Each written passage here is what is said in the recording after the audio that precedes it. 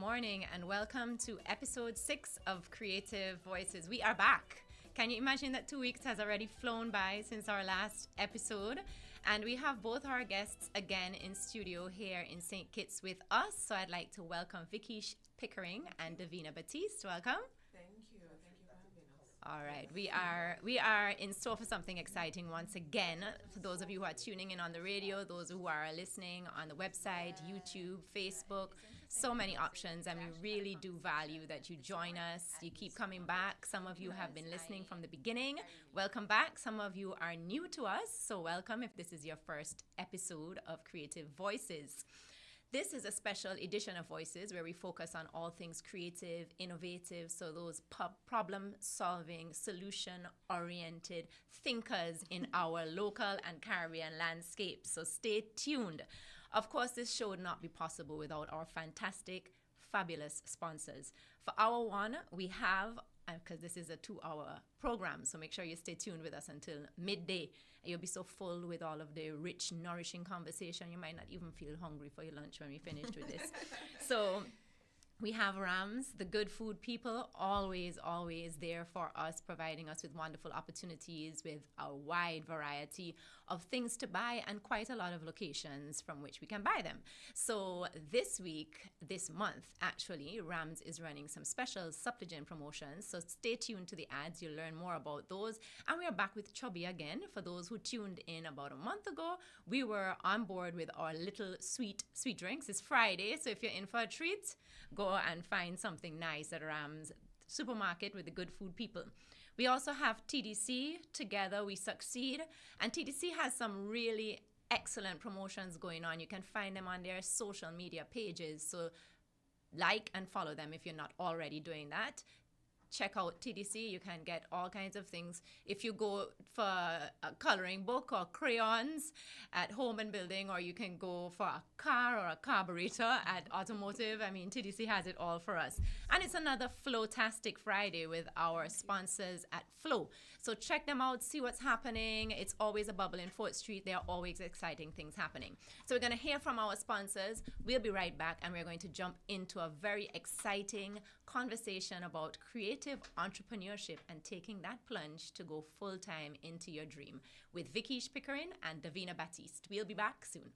Let TDC Financial Services help you go for your goals. Whether you're thinking of taking that grand vacation, down payment on a house, higher education, TDC Financial Services has various plans that will allow you to go for your goals. Choose from the Accumulator Plus, Investment Starter Plan, and Fixed Deposit. Ready to go for your goals? Visit us at TDC Financial Services, where money is made easy. Too often, customers are counted but not valued, like mere numbers, statistics, transactions.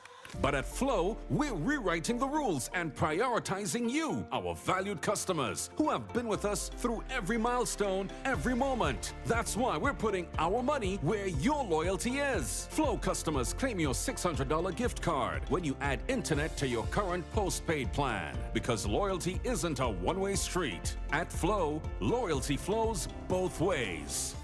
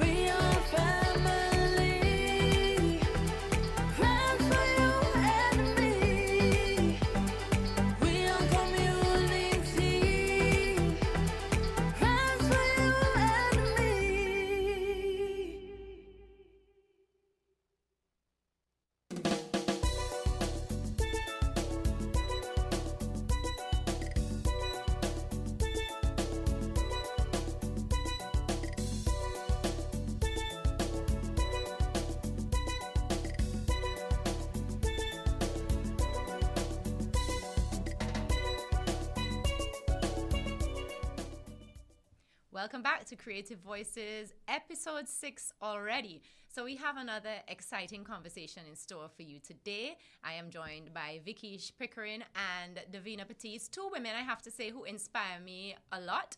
So we'll get to more of that as the conversation unfolds.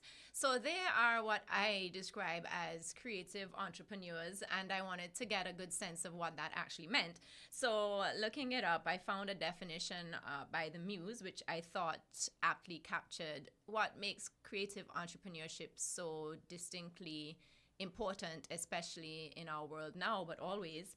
So a creative entrepreneur, as defined by the Muse, is someone who combines artistic vision and innovative thinking with business acumen to build, and this part I like, to build ventures that inspire, solve problems, and leave a meaningful impact. And that really is where I thought this definition really hits the nail on the head, because it's the motivation for the business that is a little bit different than some other businesses that might be motivated by financial gain, profitability, that type of thing.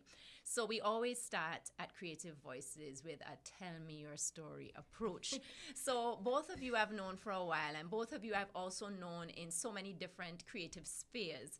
So, you know, you make jewelry, you make bags, you start NGOs, you do collectively as friends as well. You do so much. So perhaps I'll start with you, Vikiesh. If you could tell us a bit about your story, and don't be bashful, because I don't want to know just about the now, because it doesn't, very often we look at people and we think, okay, we see what they're doing now. We see what you're doing now, but that has to start somewhere. And for some people it starts, in fact, we've had a guest that spoke to their earliest memory being at about 3 or so, and this really being that little mustard seed that we speak about in a biblical sense. So Vikiesh, tell us your story, your creative story. Where did it start? How did you navigate to where you are now? What big moves have you taken? Because I know you've taken some, so share your story with us.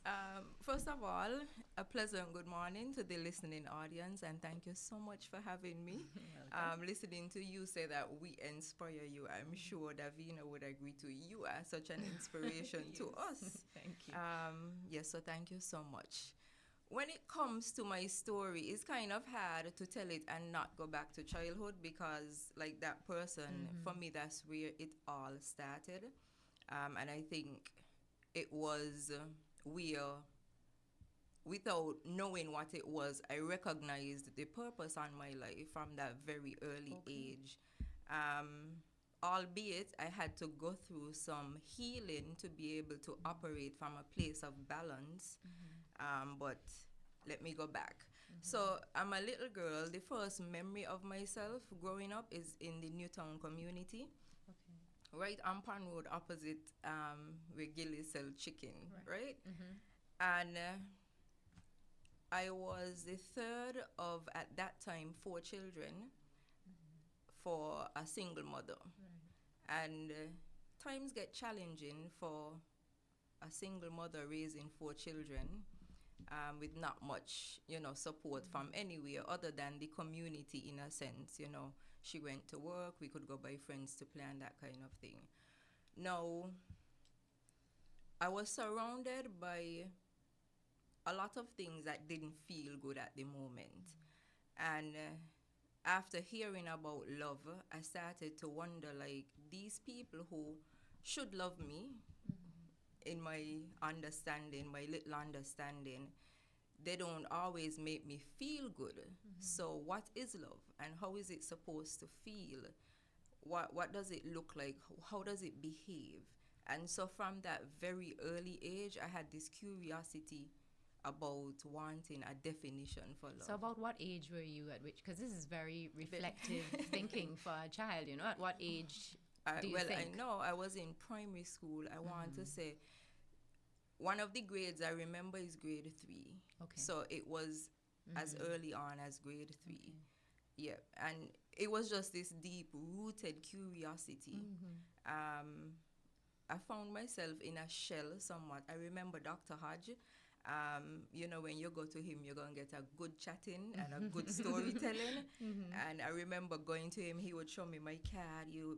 Been coming here since 6 months, and he would tell me about myself. But one of the things he said, I used to think you can't talk. He said, every time I see you, you was in a corner and you was quiet. Okay. Looking back, I've grown to understand that that's not necessarily who I am, but the circumstances kind of forced me into a place where I had to be able to cope, and that was how I coped and survived.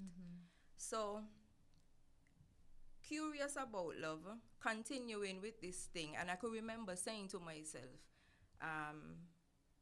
sorry, that's a no-no. But yeah, I remember having this desire to do something because I wasn't satisfied and I didn't want to just sink into what I was seeing. I wanted more, I wanted better, and I didn't just want it for me. So I wanted to do this thing. I don't know what the thing was at that point in time, but I wanted to do it and to help people do it too.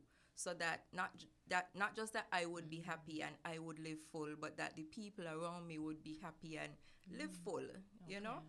So the journey for me started in that place, in that space, that desire. And over time, I would find myself always coming back to it. Like years later, I remember it was like, Vikiesh, remember you got to do this thing? And at one point, I actually had a name. I was like, okay, I'm going to call it Breaking the Cycle. Okay. Right? Don't ask me how, but I just knew that I had to make an effort to do something. And I do believe it was something greater than me. Whenever I reflect, I always see God in my life, even before I had a relationship with him and knew what, or even understood who he is. Right? So I remember finding a book and I was like, let me start. What would people need to be able to get to that place? So I started thinking about the different aspects of a person, like the physical, the emotional, the mental, all of that. And I started writing like So you're in high school topics. now when you're writing this out? Yeah, Okay. in high school. Okay. Because not a pressure, but it was like this urge to Like a just calling don't almost. let it go. Like you have to remember it, keep it in mind. So I started writing down, and then but what happened to these different aspects? And I put the book down, and like something inside me just knew that over time it would come. I started looking at my situations in a different way. I would start to ask myself, like, what am I walking away with? What did this teach me? And so I started developing, without knowing, strategies and a better understanding of what needed to be done in order to heal past some of the things that we experience in life. Let's fast forward some more now. So I'm a grown woman working. I've ventured through different creative outlets, doing hair, making jewelry now, just makeup, anything you think of, and I wanted to, I would try it. But again, there is the tugging to don't forget the thing, the thing what you're supposed to do, don't forget it. So I started doing more research, listening to different speakers and, coaches, that kind of stuff. And I remember one day hearing, this is the thing that you're going to do. This is the thing you're going to do. What you do will include some of this, which was speaking. And I'm like, me. Because, you're listening to people with all these great stories. And I was like, Megan, no stories to tell nobody, right? But as always, when you're pursuing purpose, the possibilities tend to begin to surface as you move. One day I got a call from, and I could remember this day, you was leaving. It was my birthday and you was leaving for vacation. And you came to visit me at work before you left, right?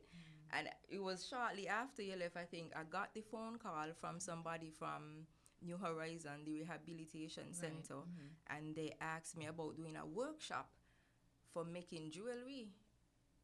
I didn't even think about the jewelry part of it. All I thought about was the access to these children who probably could use. So I was like, yeah, sure. Right?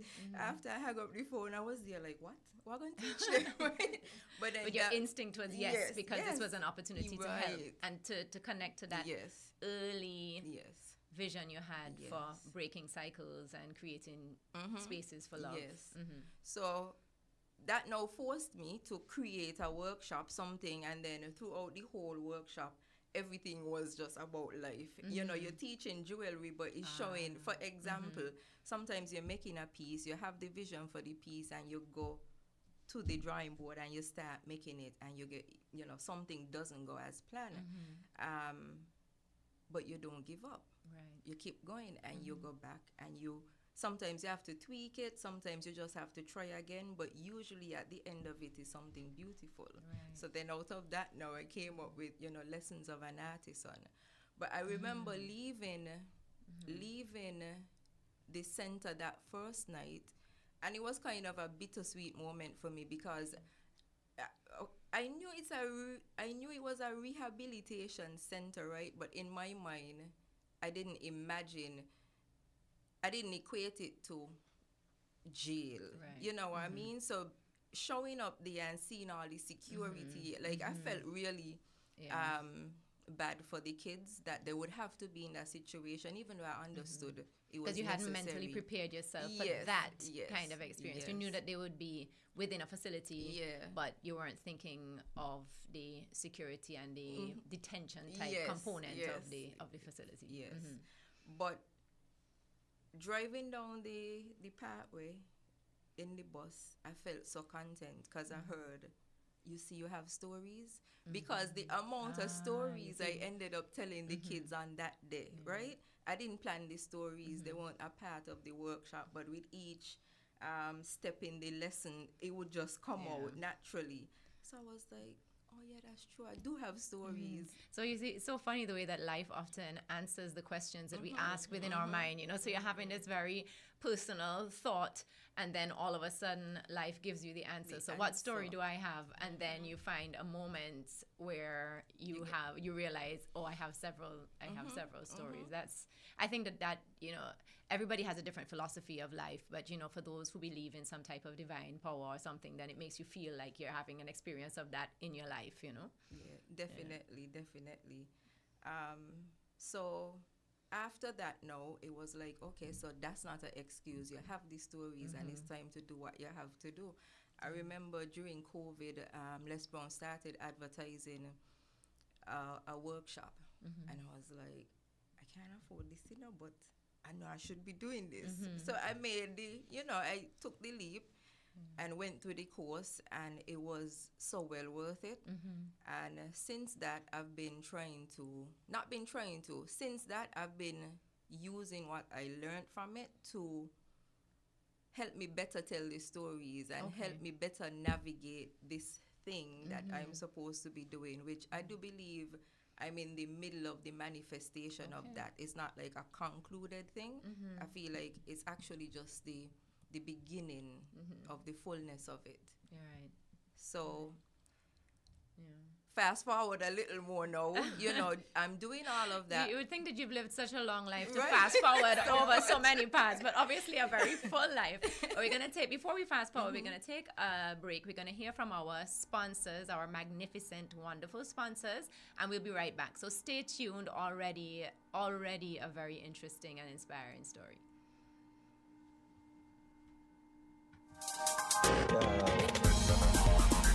We're different. We're 98.9. 98.9. Win FM.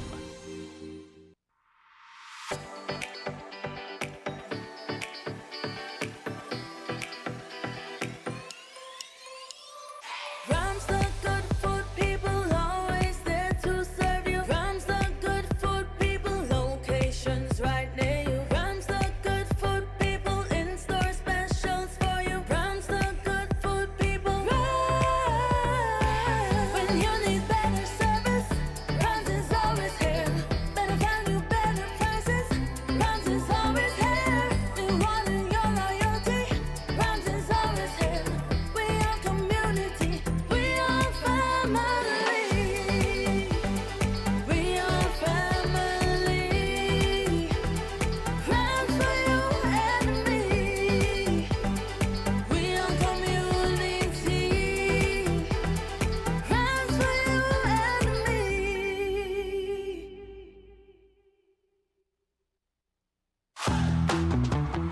into extra cash this Easter with TDC Financial Services.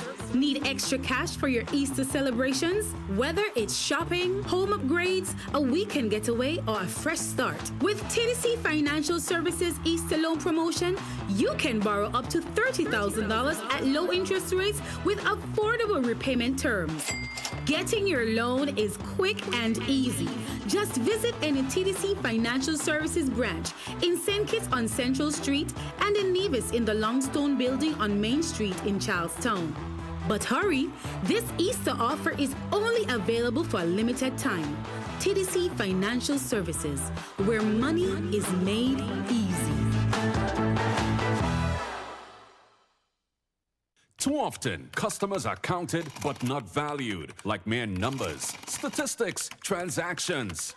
But at Flow, we're rewriting the rules and prioritizing you, our valued customers, who have been with us through every milestone, every moment. That's why we're putting our money where your loyalty is. Flow customers claim your $600 gift card when you add internet to your current postpaid plan. Because loyalty isn't a one-way street. At Flow, loyalty flows both ways.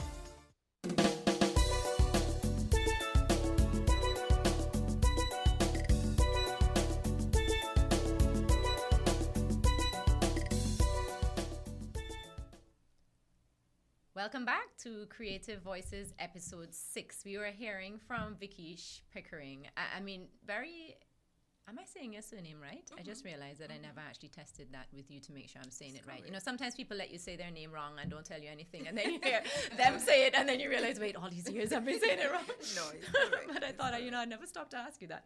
So, yes. So we've been hearing, I find it very interesting that what you've told us so far suggests that from a very early age, you had this awareness that a lot of people, well, I can speak for myself, that it's an awareness that I didn't come into until adulthood, but maybe that also speaks to sometimes circumstance of life that makes you reflect on things in a different way. So that's also part of the interest and the value of sharing story, because we don't know these things unless we share our stories with each other, and then we find these things out. So I want to thank those of you who have tuned in.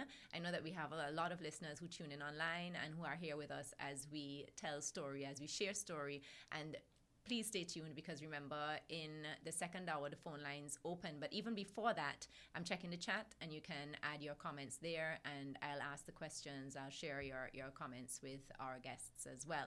So, Vikiesh, you had just fast forwarded again. Fast right? forward again. Yes. So, roll. We're back on scene with you. Okay. So, I'm doing all of this, trying to navigate and fully understand what this thing is supposed to look like. I'm also working full time. Right. Okay.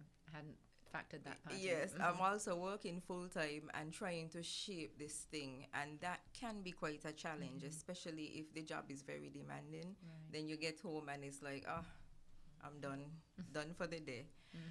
But what kind of pushed me over the edge was when we started the flea market and we started doing it consistently every 2 weeks. The more we were able to help people, the greater the desire in me to do more grew. And so I remember thinking, it's like I want to do this more. Like I want to just be into it fully, and this be the thing that leads to the other thing, the greater thing, and just kind of tie it up together, So I was meditating on it for a while, and of course asking God, like what we gonna do? Is time or I don't talk to him necessarily in this whole yet and the way. You have a conversation. Yeah, it's like, if you're sending me, you're gonna have to show me how this thing gonna go, right? And like when to do it, what to do next, and that kind of thing. And I remember one day it was just like, I'm doing it. No long lot of thinking. It was like, lady, I'm doing it, I'm gonna do it. And resigned. The last day working was the 20th of September last year. Okay. And since then, I've had no regrets. Is it challenging? Definitely. Is it worth it? Of course. Right. So that's where I am right now. Not just continuing with the flea market fiesta is a part. It's a fundraising effort of the Dream Center SKN. Okay. which is the bigger picture, the Dream Center, where our mission is to inspire hope in self and to revive hope in humanity.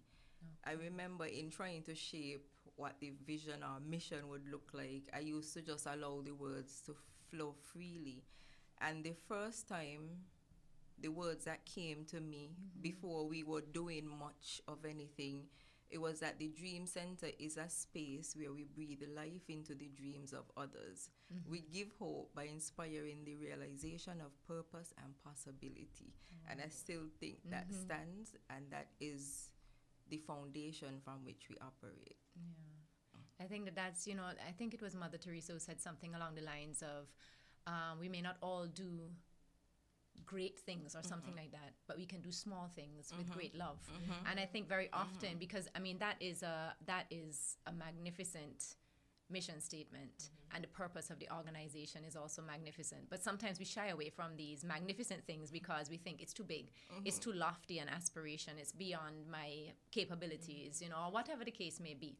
But there's so much love that's poured in to the activity and to the work that it's a fitting goal, because that is actually what the mission is. So what does that mission, though, look like to you? So you said inspiring hope in self And reviving hope in humanity. And now, I think reviving hope in humanity is an easy thing to imagine. It means that there is a need, and we just help because there is a need and it's visible to us. Inspiring hope in self could look different now, because it depends on the person that you're dealing with. But the hope is to have persons recognize what they're capable of and to be willing to kind of hold their hand and help them get to the place where, like, yeah, you could do this. Like, the best way to describe it is this way. One of the things I love about looking at the auditions, like American Idol and that kind of thing, is the journey that people go on. And there was this one guy who always remains with me, Chris Rene. His audition, they asked him, what do you do for a living? He was like, I haul trash, He's a garbage collector. But he dared to go on the stage and sing a song that he wrote. Oh, wow. And I remember all the judges were looking at one another like, oh Lord, here we go now. They literally had that look. Yeah. And you know how they can be, right? The eyes rolling. Yes, yes. Yeah. And I remember when the music started and he started singing, slowly they were just like, and he just went from till they were there like rocking in the seats. And when he finished singing and they stood up and applaud, he just kind of break down, because for him that was the realization that I can do this thing, So that's what inspiring hope in self looks like. But for different people, it would be a different, way. Yeah, and then it connects also with that earlier story of creating space and community of love and support as well, because I imagine that in order to inspire hope in the individual, a big part of what a Dream Center is doing is to provide that encouragement, to provide, and maybe there's a connection there with the flea market also, in that it provides some people with an opportunity to have new fashion more readily, but also you have a team that works with you at the Dream Center, right? So they also, well, I'm a flea market shopper. Yeah. And I just have to tell our listeners, and if anybody's watching, and I think some are on live stream, so these, there's this popular way of people referring to themselves as influencers. And I have to admit that sometimes I wonder if the term is used before people actually have any influence, so you can call yourself an influencer before you've actually influenced anyone. But I think that a lot of the people who have influence and influence others are often kind of unaware of it, because that's not the objective, right? True. So the objective is to make change, or the objective is to create healing, or whatever the case may be. But the work or the character of the individual inspires influence, meaning that somebody's behavior may change, or they may do something a little different, or So to give an example of how both of you influenced me, as I got ready to come here today, so my shirt is a flea market shirt, but it's not the kind of flea market shirt I would have ordinarily purchased had I not have seen a reel, I think is the right term, from Davina on social media, because Davina also does, and we're going to get to her story next. So I'm kind of jumping the gun here, but I'm bridging the two. So Davina does these wonderful videos on styling thrift purchases, and she also starts to do, which I never thought to do, like to look up the story of the garment. So like, where did it come from? I mean, in that, where was it, if it's a designer piece, where was it made, that type of thing. But you had a video once where you had taken a men's shoot, a man's shoot, and I never thought about that because my style is very girly, I'm told, so it's very flowy and colorful, but I thought, oh, I bought this shirt, I was really thinking of it for a young man, but they didn't want it, so I was like, well, okay, maybe I could style it with, something girly, and it could work. But I never would have thought of that. I wouldn't have the shirt if I didn't get it from the flea market at a ridiculously affordable price, probably of about 5 EC. And then B, I wouldn't have thought to even wear it if I hadn't seen Davina's video showing how you can style these things coming out of her thrift experiences also. So you all create new things, but you repurpose things that have existed before, but you look up the story of the things, and I am very grateful that you share these gifts and talents, because certainly I benefit from it. I have like a whole wardrobe of flea market fashion now, and I feel like I look good all the time. So it's working for me.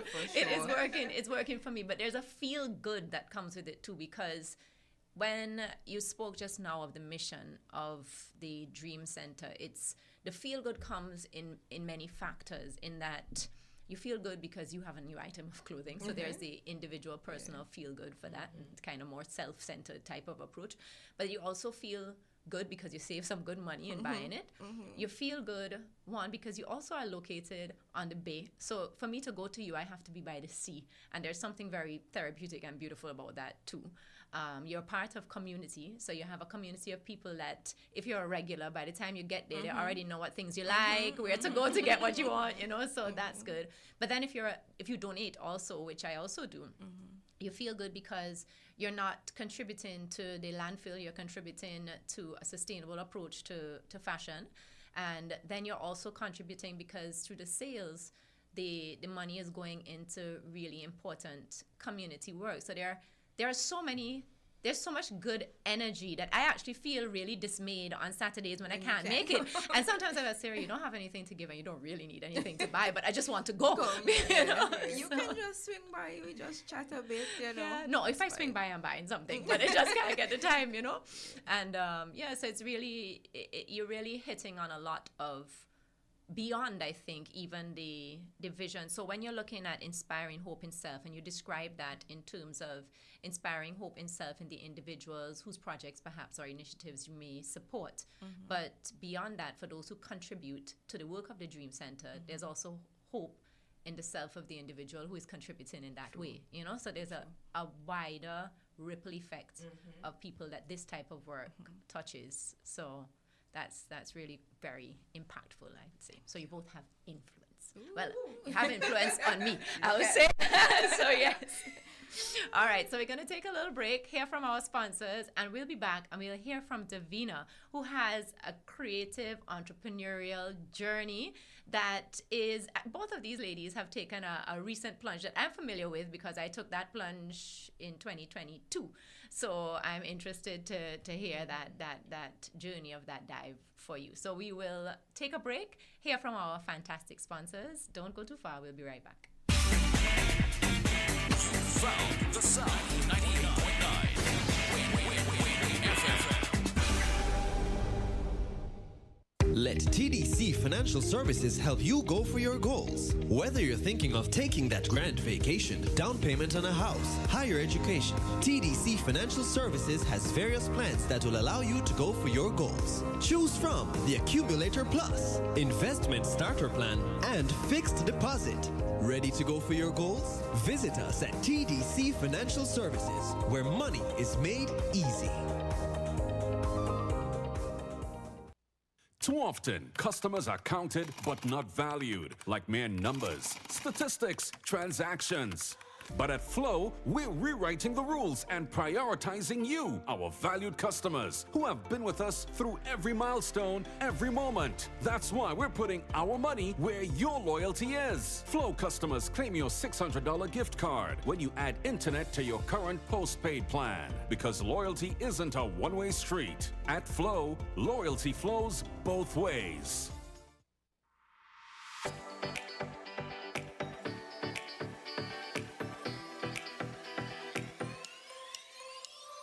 Rams the good food people always there to serve you. Rams the good food people locations right near you. Rams the good food people in store specials for you. Rams the good food people. Rams. When you need better service, Rams is always here. Better value, better prices. Rams is always here. Rewarding your loyalty. Rams is always here. We are community. We are family. We are family. Rams for you and me. We are community. Rams for you and me.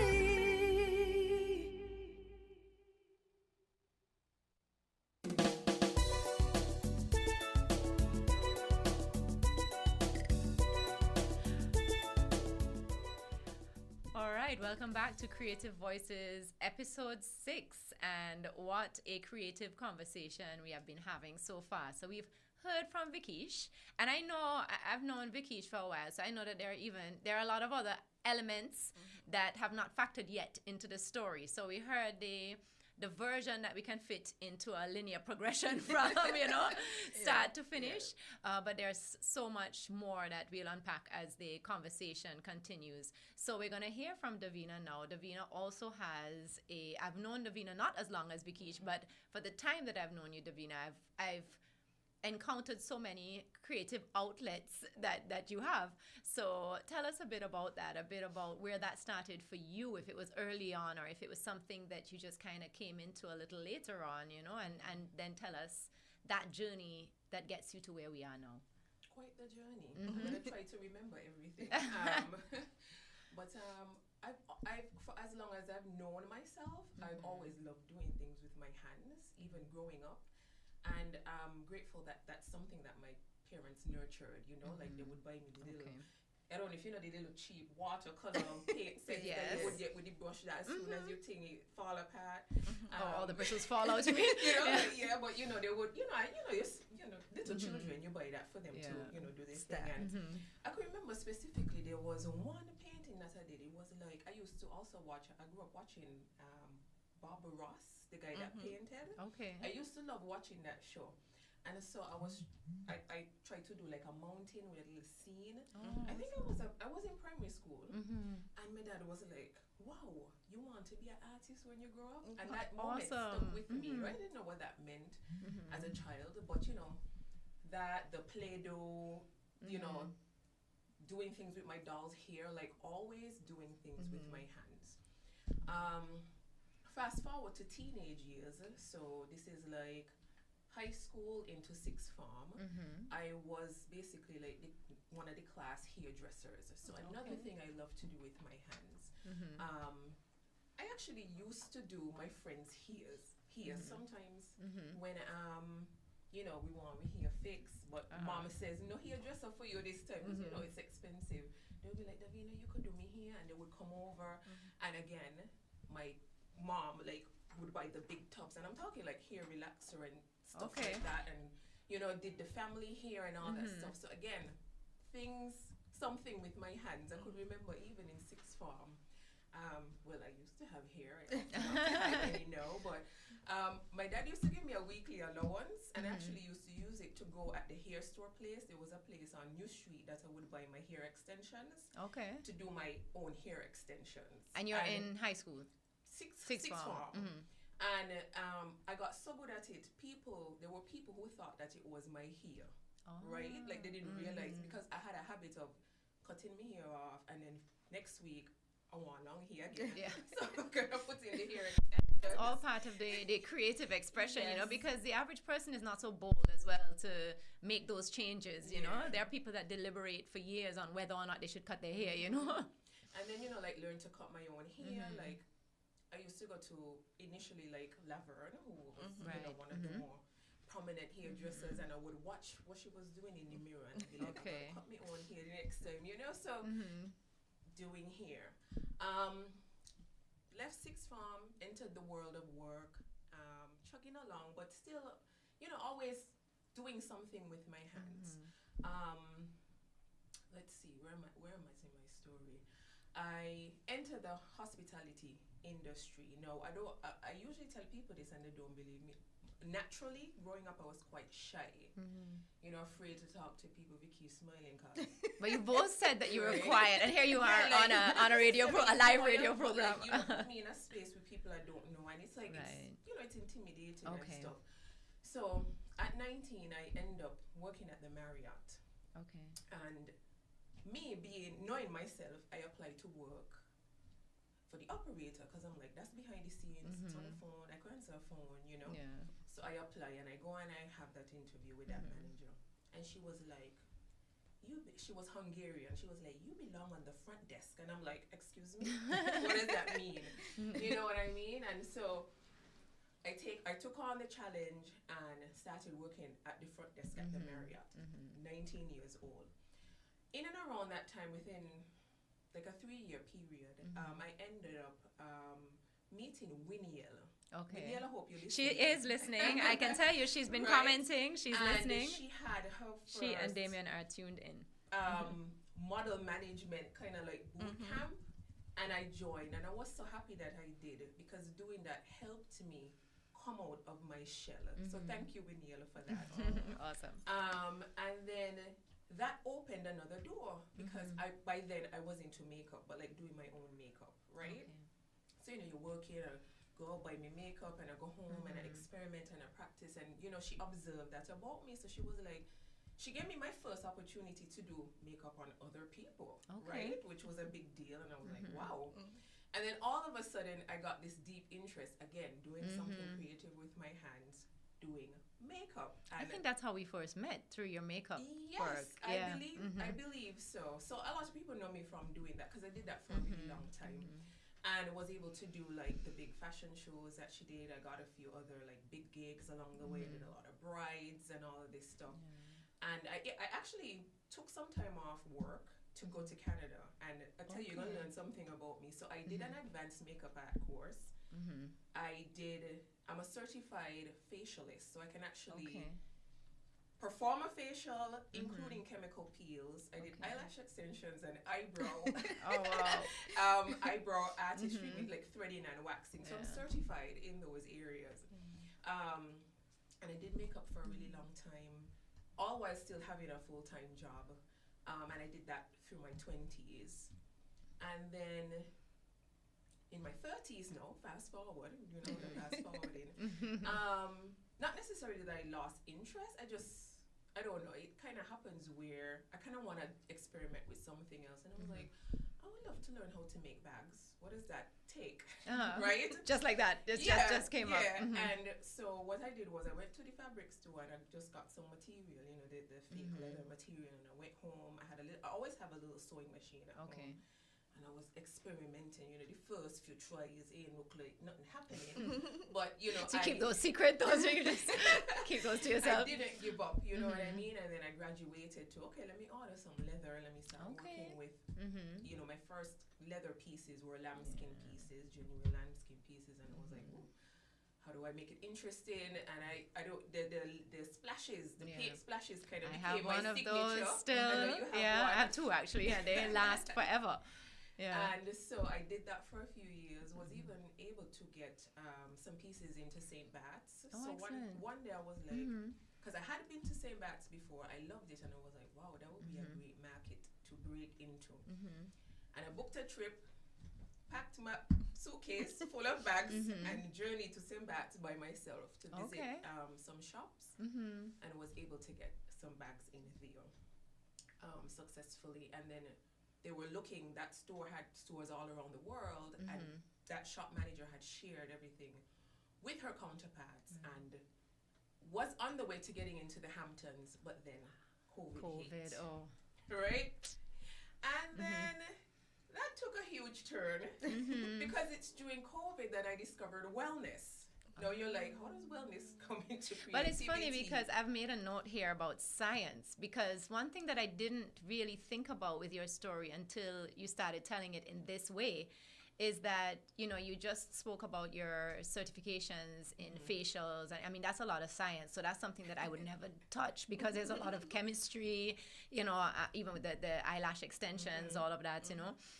But then, so I made a little note because you're now going to transition us to what happened in terms of health and wellness. And that must have a lot of elements of science as well, because we've had some conversations where I would say, you know, I found out you could drink this or do this, but you're like, oh, let me check the science on it first, you know? So there's a lot of art clearly in your story, but there appears to be this connective thread of science that is in there. Of it like that.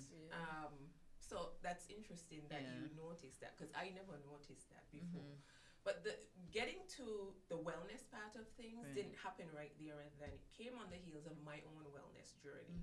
So through that time, doing all those things through my 20s and early 30s, I was not really taking care of myself physically. So by the time I was in my early 30s, I was beginning to feel the signs of my body like breaking down, literally.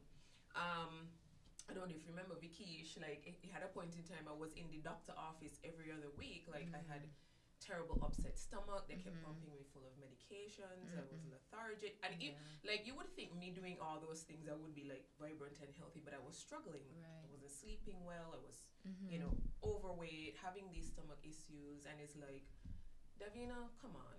You know what happened. You ain't looking after yourself. You know what I mean? Eating out every other day, junk food.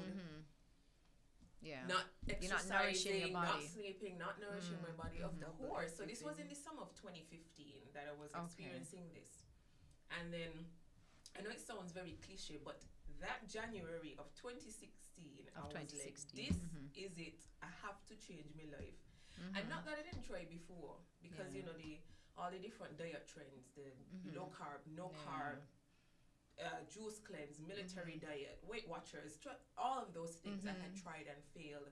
I was like, I need to try. I need to do something that is a lifestyle change. And so I set out to do that and was able to do that in that year, lost a lot of weight, started feeling good, having the energy, feeling so much better than I had in previous years. And then when we fast forward to 2020 now, you know, we're home in lockdown. I was living by myself at the time and, you know, trying to keep myself occupied. So I made sure I stuck to a schedule. You know, I worked out every morning.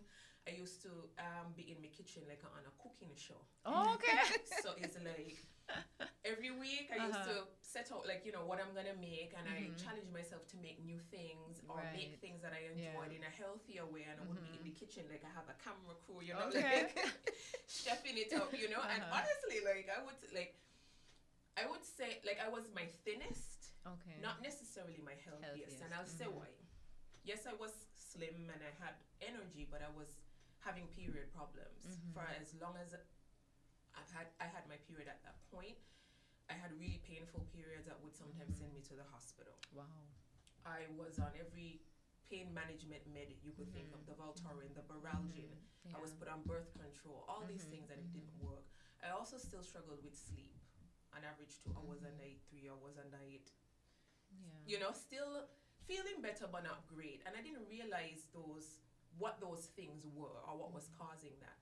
Now, I had gotten my first wellness coaching certification within 2020, and then I started my practice in helping women lose weight. That was like the primary goal, because that's what I knew how to do. I did it. That's what my study focus was. But then I realized as I was onboarding my clients, like they were having similar issues, fibroids, period problems, trouble sleeping, irritable, moodiness. And I'm like, what is going on? And so that prompted me to start to do some research. And that's when I discovered how our hormones, when imbalanced, affects us so much. And we have all these challenges. Right.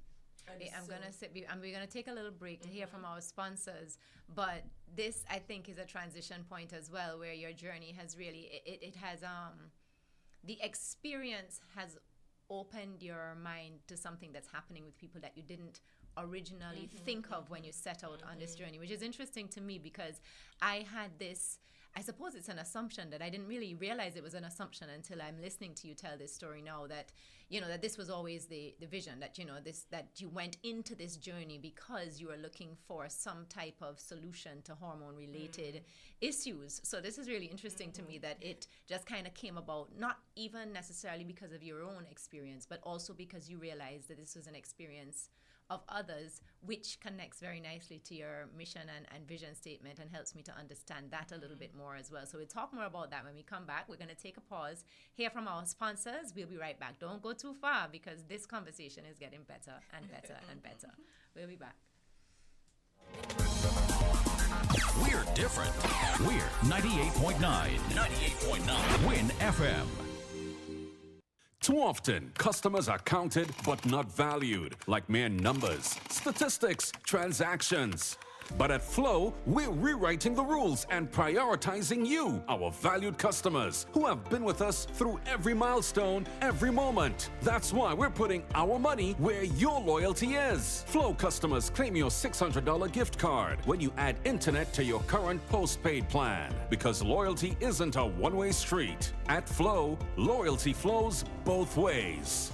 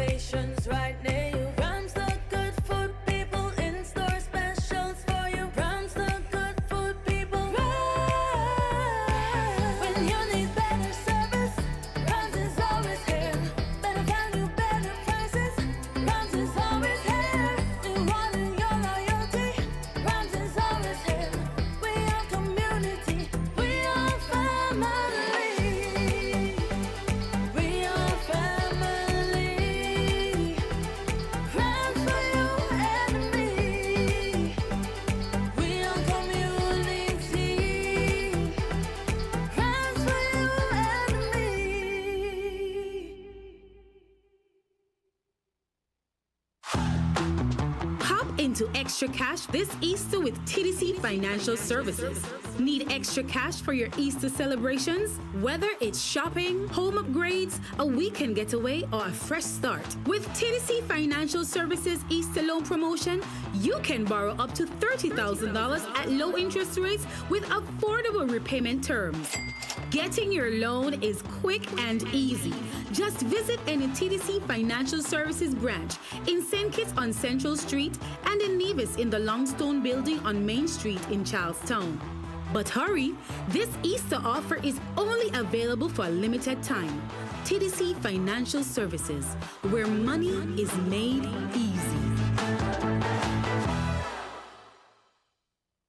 It's the start of the week. It's time for a new perspective. It's time for Unfiltered. Join Azar Gums, lawyer and deputy leader of the People's Action Movement, for raw and unfiltered political analysis of the current events in St. Kitts and Nevis. Tune in every Sunday evening from 7:30 p.m. on Win FM. Join Azar Gums as he breaks the mantle and cuts through the unfiltered political noise to bring you the facts. Unfiltered every Sunday evening on Win FM 98.9.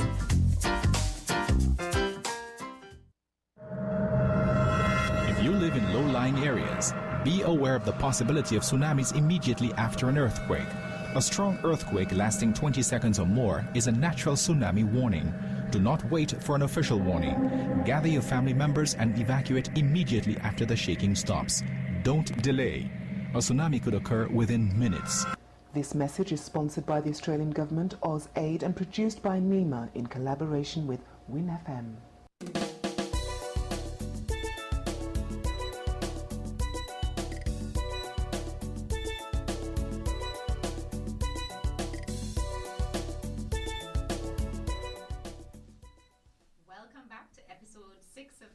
Voices. We've been chatting with Vikiesh and Davina. So when we went to break, and many thanks to those of you who have been messaging the audio for Davina. It's a bit low. Hopefully that will be better now, and hopefully you are hearing us well. So when we left off, we were hearing, Davina, from you about your transition. So you started off telling us about your kind of nascent interest in art as a child, and then you've moved through many moments of creativity in your life. But for me, anyway, I feel that there's also this connecting thread of science that is woven within your story of creativity and art. So you've completed the certification in 2020. You're doing your audience of one, meaning audience of yourself, cooking programs at home during COVID. You're noticing something. So just recap for us what you're noticing in your clients as you start this health and wellness journey. So you're certified now in quite a number of things, because you have your academic certifications coming out of sixth form and so on, but you also have your creative certification in the facials and all those beauty makeup artistry and so on. And I like that about you as well, because when there's a desire for you to learn something that will enable you to make impact, and that's actually a question that we get a lot at Bougainvillea Books and Gifts, and I'll say more about that when we transition into our second hour. But in terms of the artisans who are making things and the qualifications and the certifications, and I'm always really pleased to say that, artisans locally who are making and selling their soaps, and many of them, certainly the ones we have in the shop, are very well trained, very well skilled, very well practiced. So I think that's an important part of the story to tell as well, and I like that you do that. So you're interested in this thing, you're going into it, but you're going to learn how to do it well. But you're noticing something else that's popping up with your clients, right? Yes. So onboarding my clients who are coming to me just, wanting help to lose weight. And I'm just thinking, I'm going to help them lose weight, with nutrition guidance, exercise guidance, mindset guidance. And it's like, no, my periods are really bad.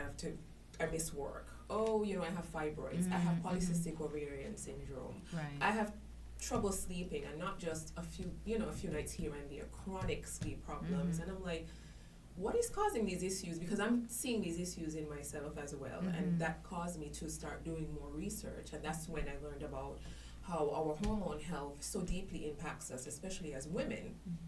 And I'm like, okay, now I know what can be done about it. And that's when I discovered that through balanced nutrition, through the use of some herbs and supplements and things like that we can find relief and pain-free periods, which was my original goal. So I was my own guinea pig in this journey. I went on my own healing journey, and I didn't even know that having a pain-free period was a thing that was possible, right? Because so it's always been like that for you then? I remember as a young teenager, like 14, we were living with my grandparents at the time, and it's like, you get this saying, oh, that's just some woman portion, like, and I just thought, okay, this is you have to live with it. I just have to endure this the rest of my life. I just have to take the painkillers or whatever. But then learning that it is common, but not normal, and should not happen at that intensity. A little bit of discomfort here and there is okay, but when it interrupts your life, that's when it becomes an issue. And so I could remember my first pain-free period. I was literally like jumping for joy, right? And I was like, okay, now I know how to tackle this. Then now I can help other people, because it is a very common problem. And with that, many of the other hormone imbalance symptoms.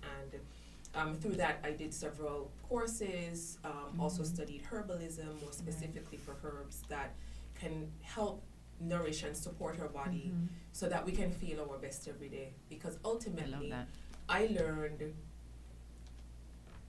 that I could do so much when I feel so much better, right?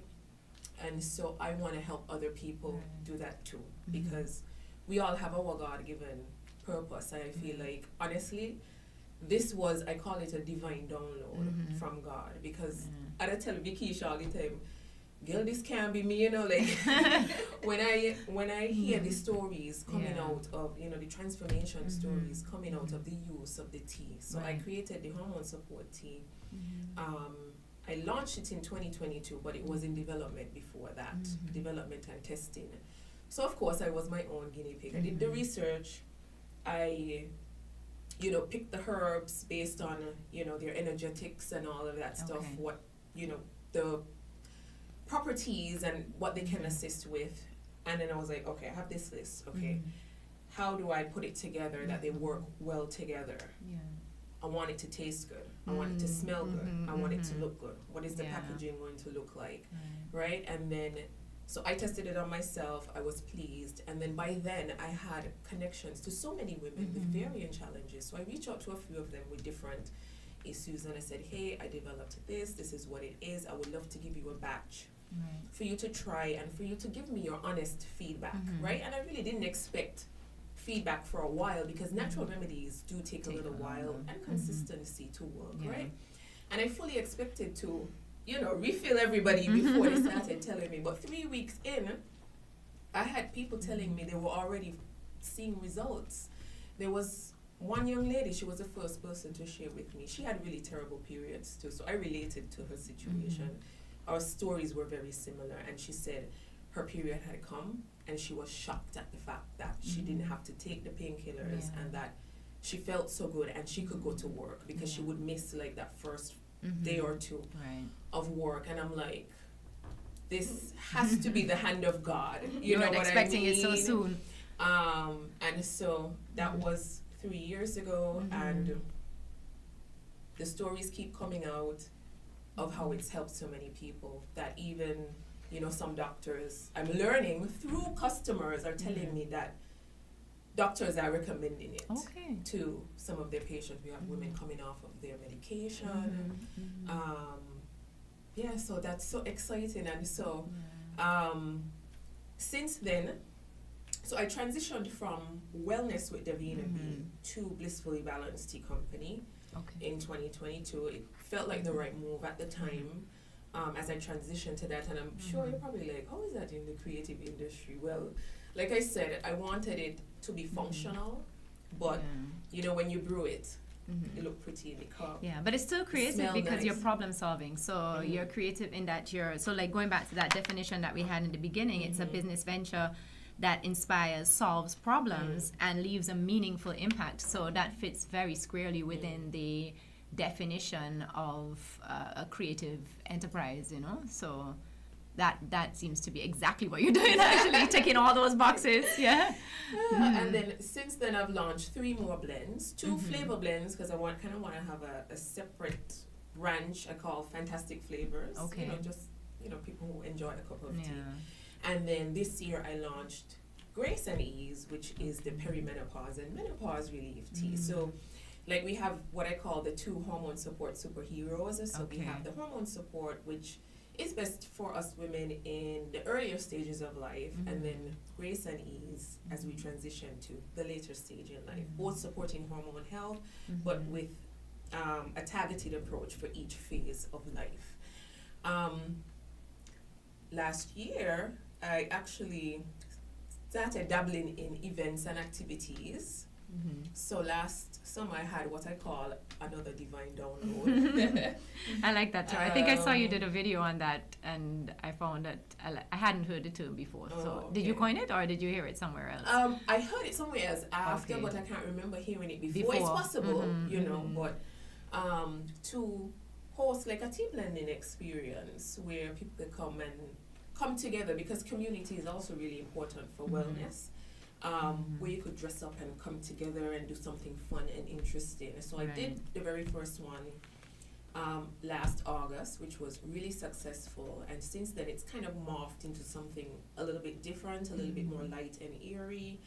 And I've hosted it at the Park Hyatt, and now we're gearing up to host it as a weekly activity there, and hoping to do the same at the Marriott.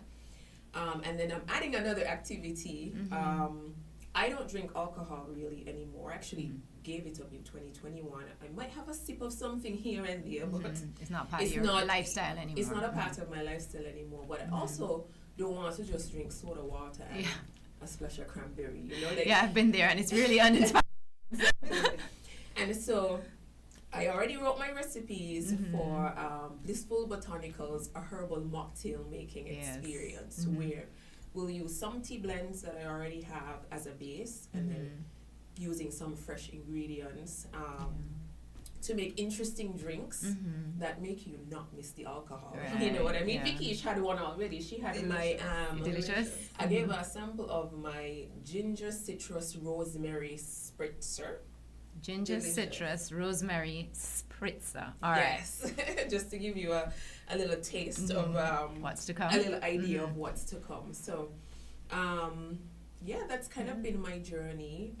So all this time you're still working I'm full-time? still working full time. Yeah. It's a demanding job. Yes, you know. yes. Through the years, like I said, I started my career in hospitality at 19 and grew through the ranks. 20 of those years in leadership. Wow. So lots of responsibility there while still trying to, do my own thing. But I'm proud to say that last Friday was my last day of work in the corporate world. That's it a was big step. Huge leap of faith, Yeah. but I don't regret it one bit. And I really look forward to what this chapter of my life has to unfold. But I think that's very exciting because I think it takes courage to do what you have both done. And there are a lot of people that do the creative hustle on the side and they do something that also fulfills them. So it doesn't necessarily mean that your full-time work is not fulfilling you as well, but it's not necessarily fulfilling you in the same way. And we'll talk a little bit about that in terms of what happens when creative people are not necessarily ensuring that there's a creative outlet for that work that could be purpose-driven as well, or may just be something that helps to create that balance that we speak about so very often. So we're going to take a little break and we're going to hear from our sponsors, but we have transitioned into our second hour. Can you believe it already? And we have a second set of sponsors that are on board for this second hour. We have our friends at Horsford's Try Horsford's First. Horsford's has so much to offer, but what is particularly exciting about Horsford's this week that I'd like to share is that they also have an exceptional video that you can find on their social media platforms. And this is telling the story, as you know we're into story here, of a company, a Kitchen company that has been in existence and has just celebrated its 150th anniversary. There must be creativity, there must be innovation within that company for it to have continued to evolve, and not just to be here, but to be here and doing so well. So we extend our congratulations to our sponsors for our two Horsfords. And we also have on board Bougainvillea Books and Gifts for our second hour. So that is a nice little boutique gift shop and bookstore, Caribbean bookstore, celebrating all things Caribbean. So you can find some of these teas that we've been speaking about. And we have events upcoming. We have a wonderful event with Davina on the 11th, April 11th. That's from 5 to 7. These are free and open to the public. So come on by, enjoy, mingle with artists, artisans, authors, hear their stories. Bougainvillea is a nice little creative space for our community here on Island. So we're going to take a break. When we come back, remember that our phone lines are also open. So I'll share those numbers with you, and you can keep the comments coming. We're really enjoying those. So thank you very much for those who have been typing in on our website, our YouTube channel, our Facebook channel, and for those who have been sending in WhatsApp messages to me privately. I'm very grateful for the feedback. So stay tuned. We'll be back in just a moment. We're different. We're 98.9. 98.9. Win FM.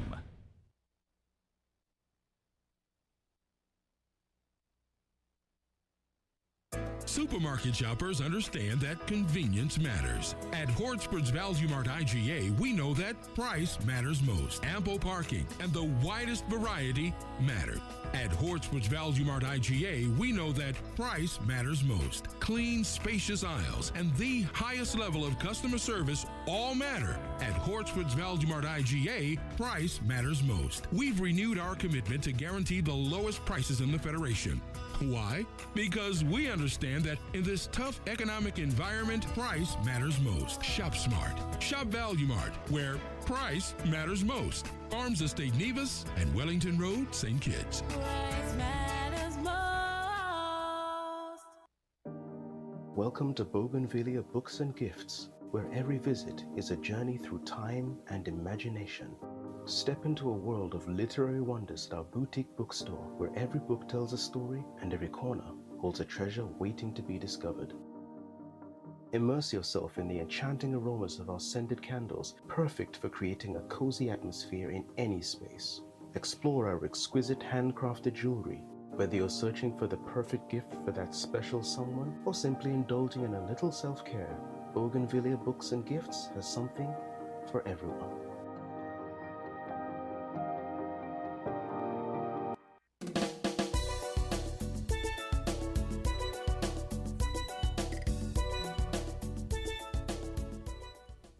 Welcome back to Creative Voices, episode 6.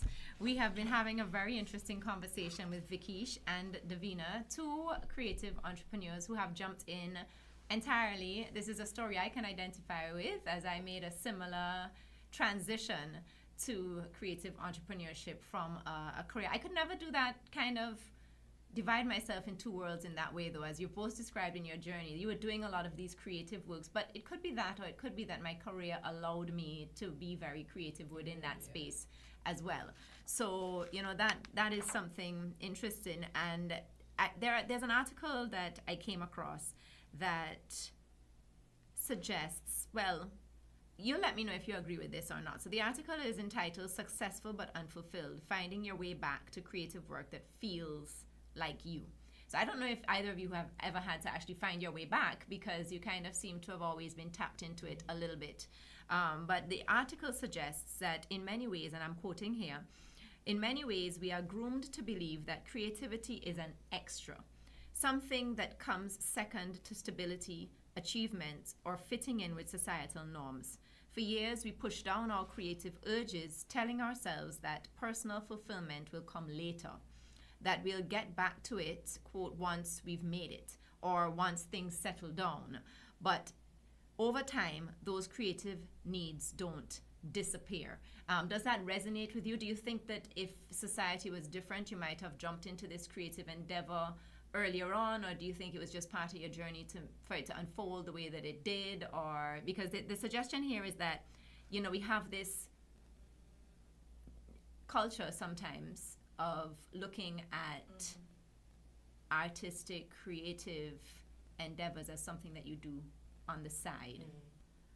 And there could be many reasons for that. I think one of the reasons is that the underside part of it is because you need the bread and butter before you can eat the cake. So, you know, I don't know if does that connect with you, or would you say that that doesn't really apply in our local circumstance? Because this, I'm not sure of because it was published online, but it doesn't have a reference to where the person is coming from. But it's not here because I don't know her. So I think it does apply, not necessarily to us, not necessarily to me. I think it was necessary to go through the journey, and I think every step of the way I've always been finding an outlet to be creative, whether it's with the making of stuff, jewelry, or you know, decor. When it comes to the Dream Center work, though, I've literally been doing that all my life. When I look back at it, I just didn't have it under an umbrella. It's just always a part of me. So that outlet was always there. And I think I had to go through the journey in order to fully understand what it takes, you know, to sustain it. Yeah, well, Marcus Buckingham, he's a psychometrician he's from Britain, but he's based in the US now, and he's written some really interesting books. And in something that he's written along the way that I've read, that he says that, you know, it takes 10 years to become expert in something. So both of you have just started these new journeys full time, but you've been doing this work for a long time.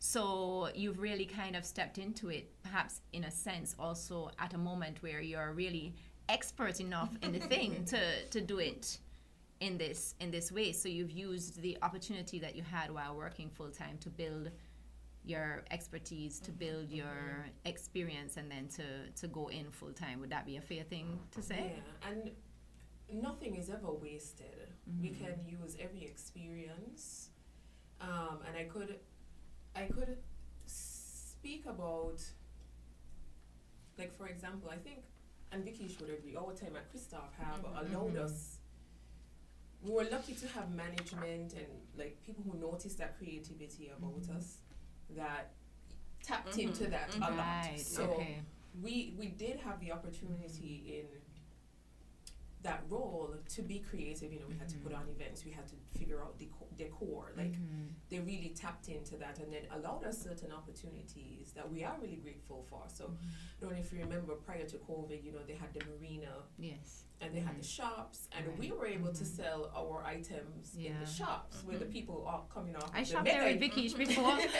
Still have the items in my closet. You know, so mega yachts were coming off and, you know, buying our pieces. And so I think beyond that even, I find that I could use everything that I've learned along the way, all the training, all the connections and everything to help me be successful today. Oh, yeah. So that's the way that I look at it. Like, I needed the journey. When you think about even what I do now, like, it was necessary for me to have the journey. Like, if I had not been somebody who struggled with their health and weight and stuff, how could I, at this stage, speak to somebody? Like, I feel like in a field like this, you would have had to have experienced it yourself.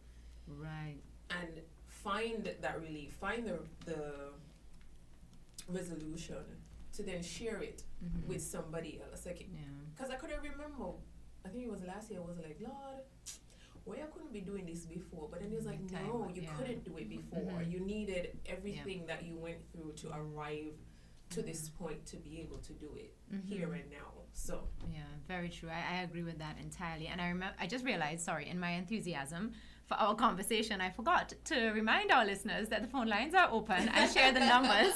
So I'm just going to share the numbers, and thank you for tuning in, and thank you for sharing as you have been doing via the chat as well. So the numbers locally are 466-0989 or 662-0989. So I'll say that again, 466-0989 or 662-0989. And if you're in the UK, you can call in at 033-344-0065. So that's 033-344-0065. And if you are in the US or Canada, you can call in via 305-921-4619 or 718-285-6984. So we have some options there available for you to call in no matter where you are. So please feel free to join the conversation. But based on what you were just saying, you just triggered a memory for me of an interview I watched with British comedian and actor Ricky Gervais, who's, you know, hugely popular. He wrote The Office and, you know, and he's done a lot of comedy. And he started doing that at a later stage in life. And people would ask, like, you know, oh, why didn't you start earlier? Or you would have been more successful if you... And he said, well, no, he had to live a life to inform the comedy. So he wouldn't have had... It was a life experience that he used to then apply his gift and talent of writing and comedy, you know? So that also reminds me of something that... And I'm interested in what you all think about this.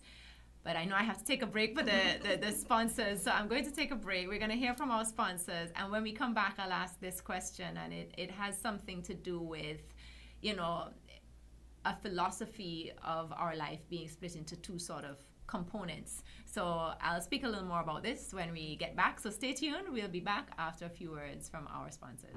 WINN is 98.9. 98.9 is Win FM. Welcome to Bougainvillea Books and Gifts, where every visit is a journey through time and imagination. Step into a world of literary wonders at our boutique bookstore, where every book tells a story and every corner holds a treasure waiting to be discovered. Immerse yourself in the enchanting aromas of our scented candles, perfect for creating a cozy atmosphere in any space. Explore our exquisite handcrafted jewelry. Whether you're searching for the perfect gift for that special someone or simply indulging in a little self-care, Bougainvillea Books and Gifts has something for everyone.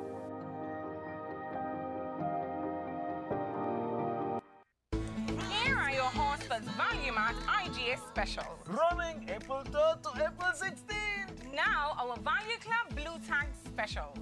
Mueller's pastas are just $5.99 each. Banquet chicken nuggets and tenders just $24.99. Blue ribbon ice cream $32.99. Essential everyday frozen vegetables $5.99. Morning Star meatless entrees just $20.99.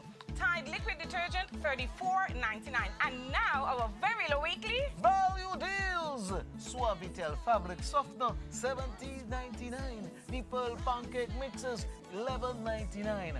Malt-to-meal bagged cereals, $17.99. All El Paso taco shells and tortilla shells, $9.99. The Colgate toothpaste, $6.99. Colgate toothbrush, soft and medium, $4.99. Shop smart, shop value mart. Tell them in Spanish. sea listo y haga sus compras aquí en Value Mart.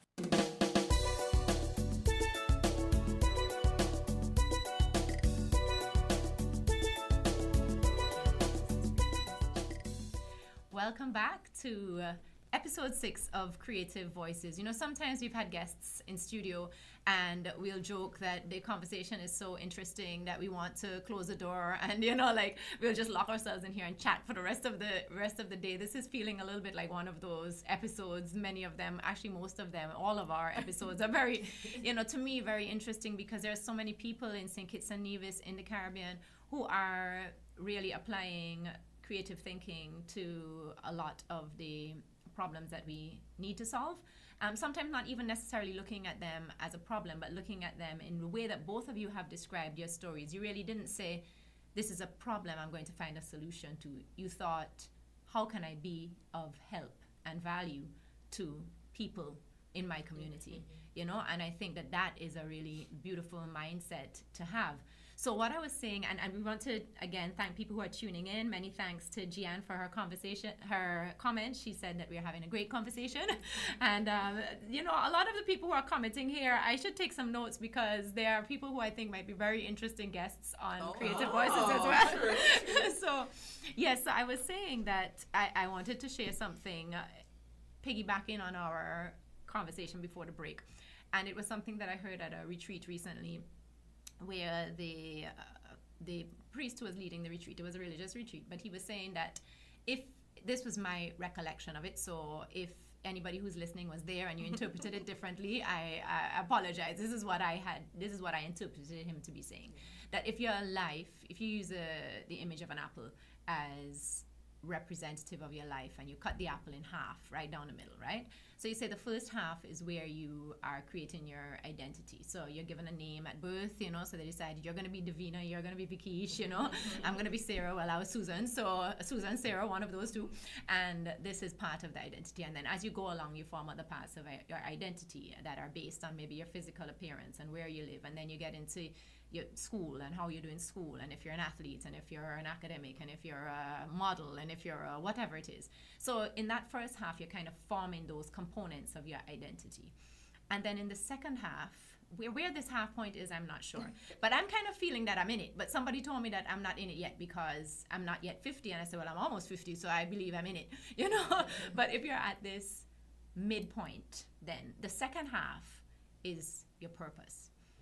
And I really loved that because I used to struggle with that a little bit before, like, what's my purpose? What's my purpose? What I really come here to do? Because similarly to your story, Vikiesh, I felt like this yearning from early on. I want to do something. I want to make a contribution. And then I'd think, well, what is the contribution going to be? I'm not singing, so I'm not inspiring anybody with that. I'm not dancing. I can't paint nothing. You know, like, what is this contribution going to be? But your second half is your purpose. And I think that if you are tuned into that, then it makes it really compelling to answer that call. Sometimes circumstances don't allow you to answer that call, but, you know, as you said, Vikiesh, you're kind of thinking as a dream center took hold of you, you know, and you were like, there's going to be a moment where I need to do this. And Davina, you've just made that transition where, you know, and both of you have said that you really enjoyed the work that you were doing. So it's not like you were disgruntled and you needed to do something else, but you were looking to answer that call. What do you think about that idea, that kind of metaphor of the apple, that you have that phase of your life where you're forming your identity and then you have the phase of your life that you live in your purpose? You think it's like that, or you think it's more like it's something else? It could be like that. I think as we grow older and we learn more about ourselves and our true selves and unmask, because I think too, sometimes in our earlier years we try to fit into the box that society says that we're supposed to fit into. And present a certain way and talk a certain way and do certain things, but I could speak for myself. The older that I got, the more I'm like, this is me and that is all. Mash up the box. When it comes to purpose, I've always wanted to know what my purpose was. And Vikiesh, I'm grateful for you for reminding me the other day.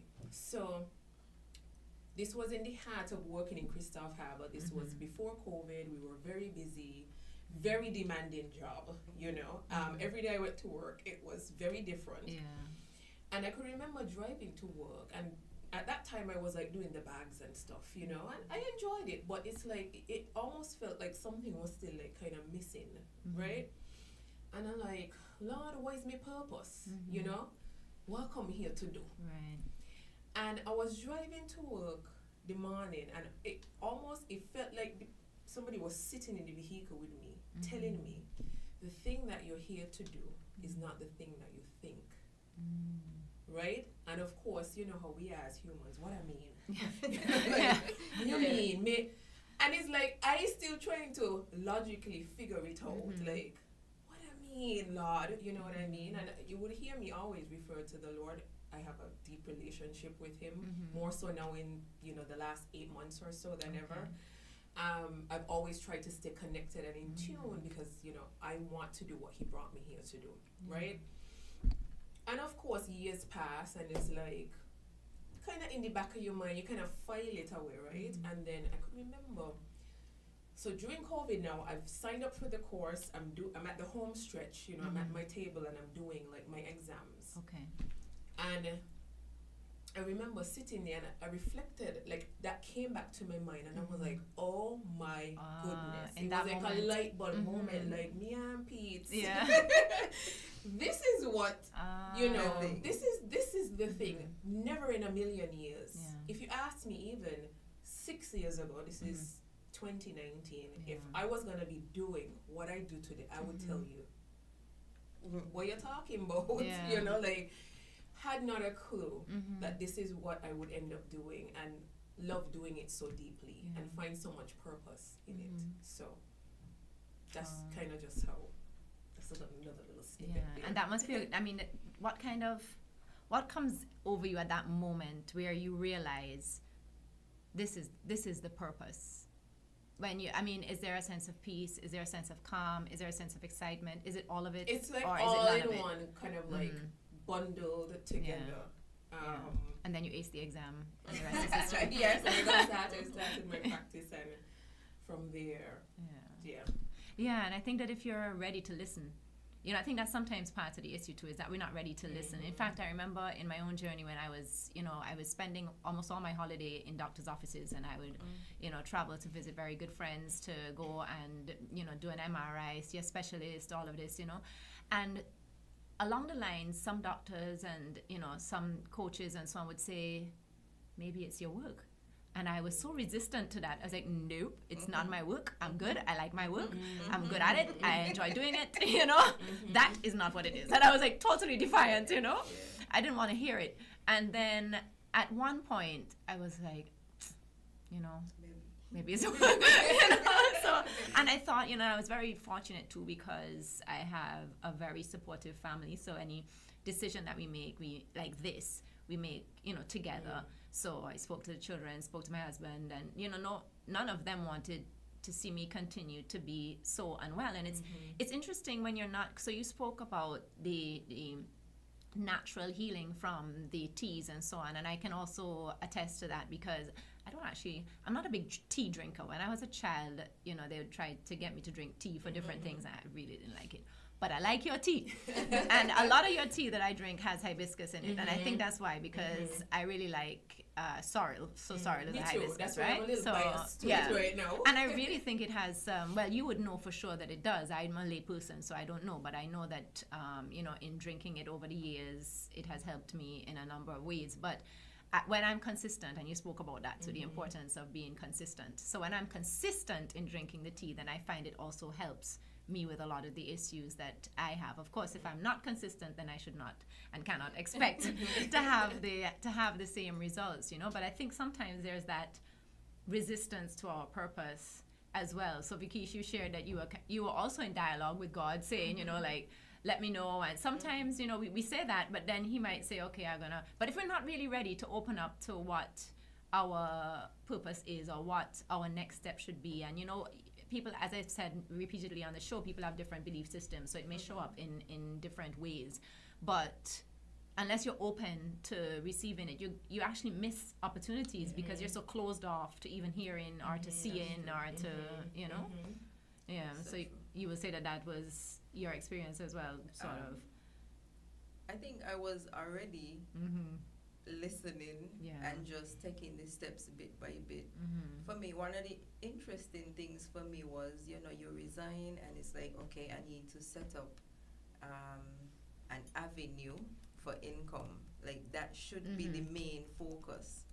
But for me, it was like, no, come do this thing. I need you to sort out this thing and focus on this thing, this non-profit thing, and get it, you know, where it should be. So I just listened.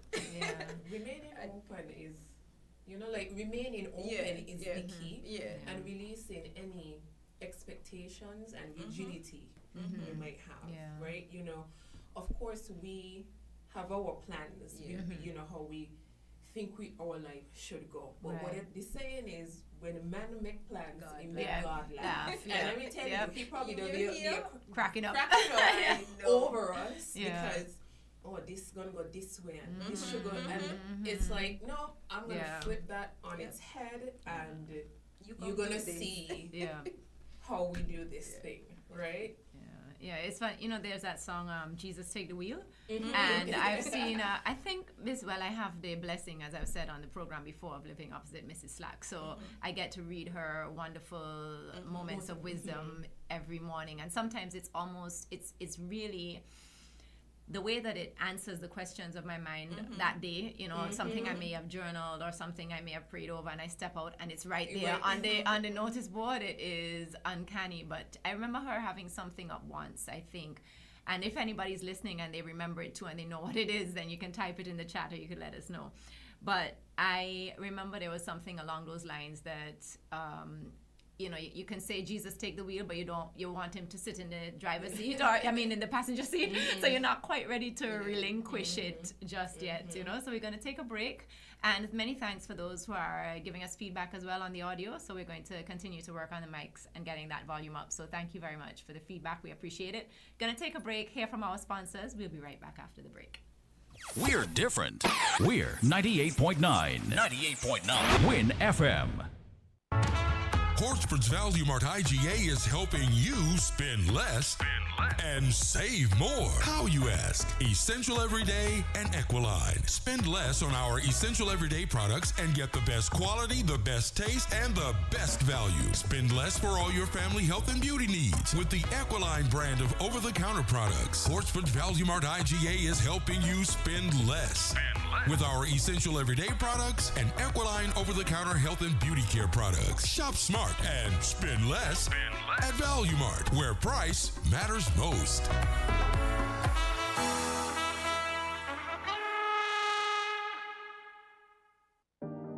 Welcome to Bougainvillea Books and Gifts, where every visit is a journey through time and imagination. Step into a world of literary wonders at our boutique bookstore, where every book tells a story and every corner holds a treasure waiting to be discovered. Immerse yourself in the enchanting aromas of our scented candles, perfect for creating a cozy atmosphere in any space.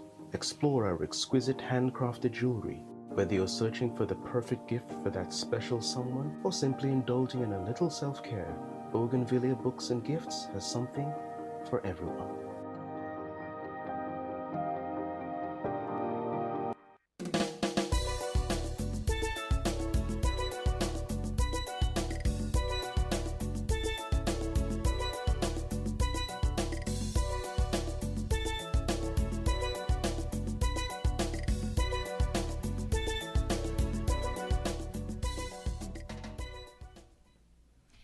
Welcome back to Creative Voices. Hopefully you're hearing us better. We've been switching up our technology in the studio during the break, and hopefully that is helping as well. So I just want to share with you all a comment that we have in chat from Gianne Williams Knight. And she says, I think part of the obstacle in people finding their purpose is that they expect it to look like something that already exists or that has to be huge. We really have to encourage more people, especially women, to go against the norm. Kudos to both of you, she says, for being examples of that. Thank you, Gian. And I think you're right. I think very often we think, it has to be this huge thing. But again, to the earlier point that we made, that you can do small things with great love. But both of you have very huge goals for your enterprises. So, Vikiesh, you shared with us earlier on in the conversation, you shared with us the goal. It was the mission statement, right? To inspire hope in self and revive hope in humanity, which is a big goal, but that you can chip away at incrementally, right? Bit by bit. Right. And then, Davina, I'm just going to find it quickly here if I can. But your mission for the Blissfully Balanced Tea Company is to empower women by providing natural, effective, and holistic solutions to support their health and overall well-being. So you are actually not just looking, it doesn't foreground, your mission statement does not foreground the health and well-being, it really foregrounds the empowerment. So that I found was really interesting when I was looking at the information on your company. I also really loved the vision, which is to become a global leader in women's health, offering a wide range of natural products that address the unique needs of every woman. But I love that you have a global vision, and that connects with Gian's. Again, Gian has suggested that, sometimes we think it has to be something that already exists. We think it has to be huge, but you can have a vision of something huge, and that you start, where you are, and you take your steps, or you build your foundation, and then but sometimes I think we don't want to go into the thing until we feel like we have the floor plans, we have the financing, we have the, we have the landscaping, we have everything. We don't want to jump in there until we know. And then by that time, we might have missed the opportunity. And one of the things I've come to recognize is that pursuing produces possibilities. So like do what you can where you are with what you have. And in doing that, you'll begin to recognize that more is possible.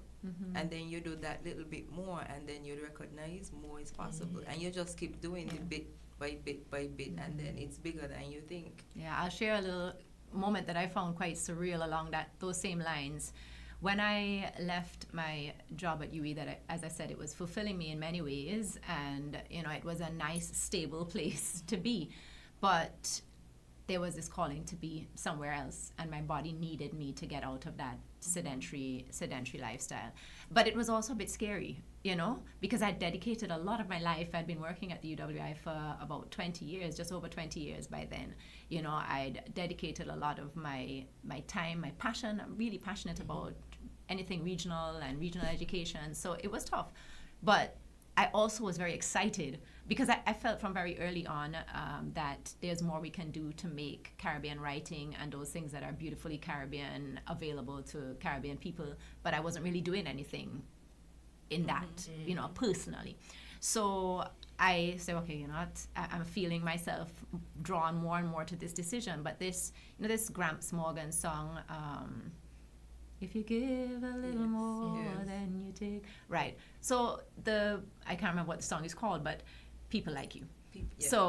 That song really breaks it down in a very simplistic way. So, and I used to listen to it religiously almost. I used to be like, okay, you know what?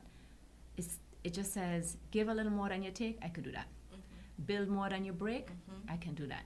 And so I was like, okay, if I break it down to these, just try to live like this. Everything is going to be okay, because I'll be making more of a contribution than what I'm taking out of this world that I was born into. That's how I just thought, okay, it made it feel more manageable. But then this moment that I found surreal is that I opened the business April 23. And then closed for the summer and so on. I just really wanted to open it in April, and then I closed, and we reopened. And Akila Barron reached out to me shortly after. No, it was in June. She reached out and she said that Gramps Morgan was going to be here for the music festival, and his wife, Dr. Annabelle Manalo Morgan, has a book, and they're friends, and could we do something? And I said, well, okay. I'm thinking something small on the corridor, and it got bigger and it got bigger. And it was our first event, and it was very exciting. Well, apart from the pop-ups we did before, it was our first event as a business. But it was not something that I could have even imagined, because two of their sons, so two of his musician sons were present as well.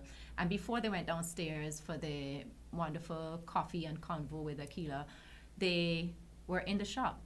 And so there's his wife sitting at my table in my little shop, signing books. And his sons are with their guitars, they're playing music, they're singing, and they're praying in my shop, It's like that. I could not believe it. And then that weekend, so that was the Friday, and I think the Saturday is when he performed. I went to Warner Park, just down the road from home, and I listened to him sing that song live. So it connects back to, these little moments that I could have, that to me was like a dream, but it's a big moment to me. Everybody's moments are relative, but if you close yourself off, if I had stayed in that, no, I'm good, I'm going to stay where I am, I would have never had that moment. I wouldn't have known it was even possible, I'd have had other moments, but I found I wasn't even seeing little children waving as much, because that's a funny little thing that I noticed when, now that life is slower, because I'm not always thinking of my next meeting and thinking, so I don't know if you all have found, because you said, Davina, that at Christoph Harbour it was busy, like, you had a lot of work that was time consuming, I suppose, and very involved. So that means that your mind is always, even when you're present physically somewhere, your mind is probably thinking, okay, well, I have to do this, I have to do that, and I have to. So you miss, even like somebody might be telling you good morning, you mightn't see them. There might be a beautiful flower somewhere, you didn't see it because you just did. Would you agree that was what it felt like for you? Definitely. Yeah. Definitely. One of the things I started noticing was the clouds. Okay. I remember that I was driving, I was like, Lord, is all the time the clouds so beautiful. You see? Yeah. It's amazing, right? What I mean? Like, yes. Yes, so I definitely connect with that. Yeah. What about you, Vikiesh? The same. Now you find time to look at the flowers, to actually stop and be like, wow, this is so pretty. Let me take a picture. Let me capture it. Same thing with the sky and the clouds. The sunset, the sunrise. Recognizing where the sunrise this time of the year to that time of the year, just different things that you tend to take for granted, but they feed you in a way that you really can't explain. It's like people who talk about changing the way that they eat as a lifestyle change. So they cut down on eating preserved foods or foods with a lot of preservatives and processed foods and that type of thing. So they're really just tasting I don't want to say tasting the mango as a mango, but we eat mango straight off the tree, so you always taste a mango as a mango. But other things that maybe they don't have the salt, they don't have this, but over time they start to taste the food in a different way. So I feel that it's kind of similar in that, and it's something I didn't really think about, because I really had this, I would say maybe false sense of being present, because technology often made me feel like I was connected when I wasn't. So I might feel like I could be at something for my children and I'm present, but I'm not, because I could be at that thing with my children, but I'm on my phone because I am, WhatsApping about some problem that needs to be solved or something. I never went to, because I've always felt that, you have to give yourself to things as entirely as you can. So I never was one of those to be in a meeting and at something else. If I'm in a meeting, I'm in a meeting, but there's a way that you can be present and absent at the same time. That's true. Yeah, and so I want to ask you all something. And because problem solvers are often dreamers as well, I wanted to, let me share another quote, and then let me ask you about your dreamscape for Sinkits and Nevis, if you had one. Now, when we're going into dreamland now, you don't have to think about what's possible. We're dreaming, right? So, as one of our previous guests, Rodney, said, he has to go grand, because if it's not big, it's just a thought, right? It's not a dream. So the same article I was quoting from earlier suggests that creativity isn't just about painting, writing, or performing. It's a way of thinking, seeing the world, and approaching problems. Psychologists define creativity as the ability to generate novel ideas, make unexpected connections, and see beyond the obvious. some people are naturally wired this way, even if they've never considered themselves artists. So you all are wired this way. I'm just going to pronounce it, even though I don't have the credentials to do that. But if anything at all were possible, there is no limitations. What's one dream you might have for St. Kitts and Nevis that you would like to share with the listening public? And it could connect it to your NGO, it could be connected to your business, or not, Mine would definitely be connected to the Dream Center SKN. I almost feel like there's no separation from that and just who I am. My dream would be healing. Okay. Healing, and then the realization of self, and how worthy you are, and how capable you are, how valuable you are, and how precious whatever you have to contribute to society is, no matter how small it is. Earlier, you mentioned like sometimes we feel like purpose have to be big, and it really doesn't, because if you can bake cakes, you can use baking cakes to contribute to somebody else's life, because the connection, you're selling the cake, somebody coming to buy the cake. You have to interact with that person, and your interaction with the person might be the thing that turned them around. So it really doesn't have to be big. So I'm not even playing a game with this. This is genuinely a thing I desire for just a cultural shift where we become open to healing and seeing ourselves and not just accepting the things that we've been, the layers that we're kind of carrying around based on the circumstances that, we encountered growing up, but we become vulnerable and open to see who we are at the core, because I promise you it's beautiful. It's so beautiful. So that would be my dream, for healing and for us to be all contributing from our little authentic self. Oh, that's a beautiful dream. And it does connect very closely with the work of the Dream Center. I suppose it's aptly named, the Dream Center. Yes. And what about you, Davina? And all that Vikiesh said, but that you feel good in your body doing it, right? Okay. As somebody who's been able to kind of take charge of their health and see and feel the transformative power, right? I'm gonna be 42 in a few months, and I feel better, and I'm capable of doing more things physically than I could do in my 20s. Okay. I want everybody to feel good in their body, because like I said earlier, if you feel good in your body, then you are in a better position to then approach all the things you want to do, all your dreams, all your desires, all your passions. You have the energy to do it, because that's really, really important.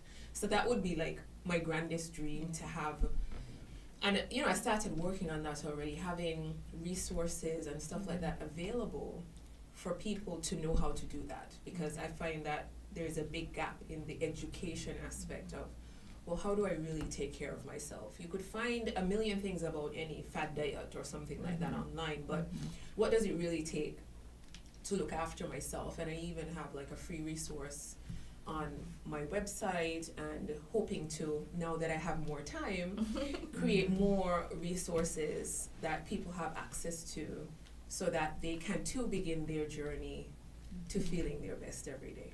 Can you imagine it? A whole population of people that are healing, that are tapping in to their authentic selves, to the contribution that they can make by just tapping into who they are, and are also in their best health because they are really working on, I think it's a marvelous dream. Your dreams combined together. I was just thinking it, and I wanted to kind of, let me say it local, big up my friend, right? Because I did her program, and everything she says, it's absolutely true.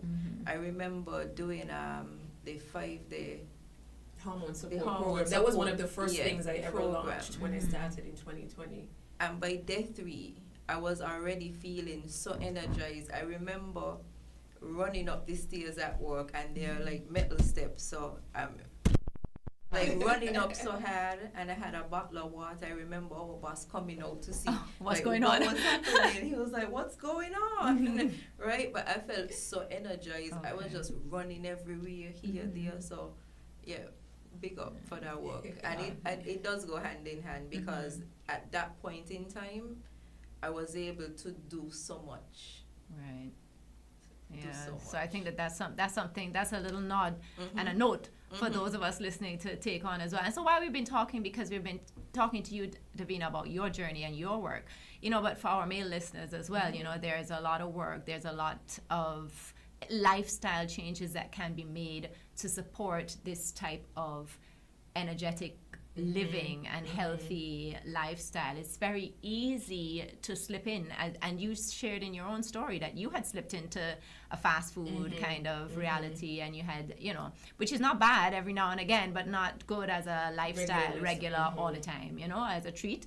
But that is something that I think we slip into so easily. And we kind of, what's very interesting too is that we veered away. I find it's very sort of full circle in that we're coming back to seeing the value of and the importance of sustaining ourselves, sustaining our planet. In fact, when I was kind of listing off all of the things that make you feel good about the flea market, the part that I didn't touch on was that you're also involved. Well, I did touch on it because I said they're going to continue the life of the item of clothing and it wouldn't go to the landfill, but you're involved in sustainable practices, and the way that we eat, if we get back to eating more natural diet, to eating what we grow, to consuming in our beverages also, because we think of it in terms of food often, but not always in terms of what we drink, we put that in a different category, like, I'm eating healthy. I said, but I don't understand how come things not changing. But I'll have yeah. So that's a very thought-provoking way to look at how we can, and again, that the dream is not unreachable. It's not. It really isn't. So I value that collectively your dreams are. So in fact, it reminds me of this quote from Bob Marley, who said that the only consciousness he has of himself is that he can be beneficial to a people. And that, to me, do you think that is the kind of consciousness that you have of yourselves as well? For sure. Yeah. For sure. Yeah. You can say no, yeah. Vikiesh said for sure. Davina's like, I'm not sure. Because, I think we just do what we do because we love it so naturally, right? And we do want the best for others. So sometimes we're not thinking about ourselves, like, we're making it, like, that's not the way that I think about it, you know what I mean? I'm just doing what I do and doing it with love. This is my interpretation of what he's saying, is that, that your consciousness of self then is connected to what you're doing for other people. You know what I mean? So with that, we are actually coming on to the end of the program. So we soon have to break for the midday news, or end for the midday news. I'm saying break like we're going to come back and keep going. But I like to close out the program and by asking our guests if there are any words of advice that you have for listeners who may be interested in embarking upon their creative journeys. If there's anything that you'd like to share with them, any word of advice that you'd like to leave our listeners with. Davina, remain open and flexible. And I'm going to say a scripture: trust in the Lord with all your heart and lean not on your own understanding. In all your ways acknowledge him and he will direct your path. For me, that has been very helpful. There's not a moment or decision now that I don't make without consulting him. I actually just say he's the CEO of this dynasty company. I'm just the employee, and adopting that has really been so amazing that I cannot even put it into words. And so allow him to lead you and guide you as you navigate life and your purpose and all the things that he has for you, and you would be amazed. I just want to touch on the fact that something else that I started recently, the beloved bookshelf, was something that, and I would say another creative outlet as well, where I would have free Bibles available for anybody that wants it, and then any other Christian literature, I would have that just an affordable price as well. So that's just something else. Okay, and people can find that information on your social media? Yes, so I just started the Facebook page for that. So yes, feel free to check that out. Yes, I liked it. Well. I know that Facebook page, I liked it. Yes, so you can look for that on Facebook if you're interested. And what's the Facebook page called? The Beloved Bookshelf. The Beloved Bookshelf. So you can check out the Beloved Bookshelf. Thank you for those words of advice for our listeners, Vikiesh. Okay, I agree with Davina. I won't quote a scripture. I'll give you a quote from Les Brown. He says, I don't believe any of us have dreams that weren't given to us for the purpose of fulfilling that dream. Now, the part in that I love is given to us, which means that it comes from somewhere. It comes from God, your creator. And so if God gives you a vision, a dream, he's going to make the way, but you have to move. And I know sometimes we're burdened down by so much that we don't know when, where, or how. But sometimes it's as simple as saying, show me the next right move. Give me the courage. We have not because we ask not. And if I could tell anybody anything at this almost 50 years old, right? It's really that simple. We have not because we ask not. And if we ask, believing is possible. So no matter how small the dream may be, if that is your dream, go after it. Go after it. It is possible. Awesome. So that is some wonderful advice for our listeners. Thank you both so much for being on the show. I want to encourage our listeners to look out, follow, what page should they follow on Facebook? And it's the Dream Center. I'm really terrible at this because I'm ready to run off and not talk about, the Dream Center. So we are on Facebook, and the flea market fiesta is held every 2 weeks. Right. So not this Saturday, but the next Saturday we're going to be at the Bayfront, the steps just after the market. And in the very near future, the Dream Center and Recreation will have a home where you can visit us at, the opening hours. In my mind, this is my divine download. It is a place where passions collide and art and soul resides. So listen out to hear more about us. Yeah, and for those who are watching our live stream, I'm wearing my Vicreation earrings. Ooh, lovely. Not my only pair. I like them.